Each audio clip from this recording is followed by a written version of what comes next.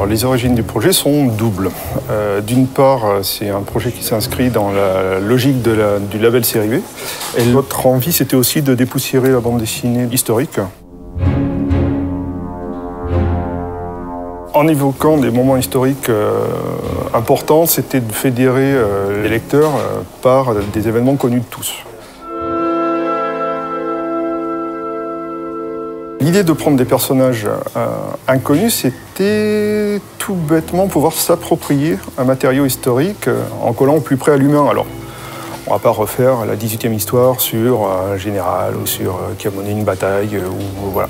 L'idée, c'était vraiment réévoquer l'histoire et des événements historiques à hauteur d'homme. Alors, je pensais que le meilleur moyen de le faire, déjà, parce que c'était d'essayer de trouver des personnages qui avaient été pris dans ces événements, qui avaient une part active ou passive, plus loin, en tout cas qui avaient été là et dont on savait qu'ils avaient été là.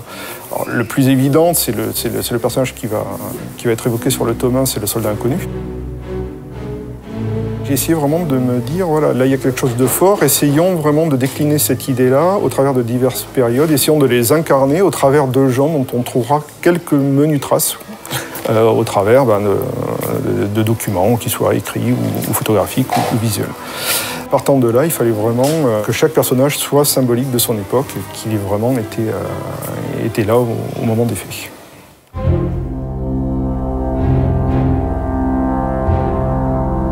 L'idée était vraiment de pouvoir ouvrir le spectre historique de manière beaucoup plus large dès le début de la série. C'est pour ça qu'on va, pour le coup, autant avoir des albums au XXe siècle qu'au XVe siècle. On va autant évoquer Jeanne d'Arc ou la découverte des Amériques que l'affaire Dreyfus ou la mort de Che Guevara.